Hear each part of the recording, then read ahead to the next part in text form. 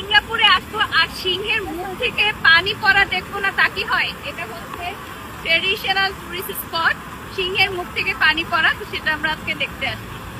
তো যেই কথা সেই কাজ, আমরা চলে গেলাম সিঙ্গাপুরের most traditional and most stunning tourist spot, সিংহের মুখ থেকে পানি পড়া। আসলে এইটার একটা নির্দিষ্ট নাম আছে, মারলায়ন। সো এই জায়গাটাতে সব ট্যুরিস্টরা যায় এবং মাস্ট হ্যাভ একটা ছবি তুলে আনে। এবং এটা আমি অনেক আগে সিনেমাতে দেখেছি, বাট কখনো ভাবি নাই যে এই প্লেসটাতে আমি যাব বা আমার বাচ্চা যাবে, আমরা সবাই ফ্যামিলি একসাথে যাব। তো এটা ওয়ান কাইন্ড অফ ড্রিম।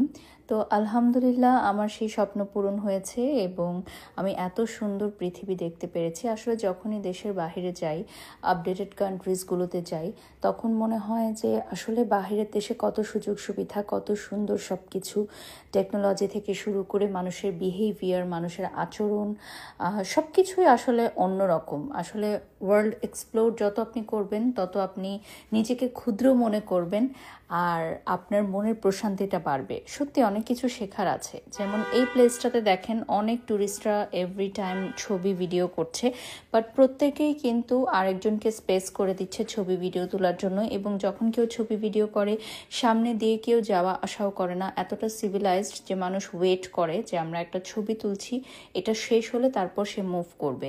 তো এই ছোট ছোট বিষয়গুলো কিন্তু অনেক কিছু শেখার আছে। তো এজেল কিন্তু অনেক হ্যাপি হয়েছে এবং ওদের একটা লাইট শো হচ্ছিল, আপনারা দেখতেই পাচ্ছেন। আমি জানি না এটা এভরি টাইম হয় কি না, আমি ফার্স্ট টাইম দেখলাম। সো এই লাইট শোটাও অনেক সুন্দর লাগছিল। আর সিঙ্গাপুরের কিন্তু 60 ইয়ার্স কমপ্লিট হয়েছে, তো এই জন্য ওদের বিভিন্ন জায়গায় কিন্তু ফায়ারওয়ার্কস, ডিসপ্লে, ডান্স, পারফরমেন্স এগুলোও হচ্ছিল। তো আপনারা যদি এই ইয়ারে যান তাহলে 60 ইয়ার সেলিব্রেশনটাও দেখতে পারবেন সিঙ্গাপুরে। আমাদের তো বেশ ভালো লেগেছে এই সময়টুকু এবং এজেল তো খুশিতে ডান্স স্টার্ট করে দিয়েছিল, কারণ অনেক সুন্দর একটা মিউজিক চলছিল।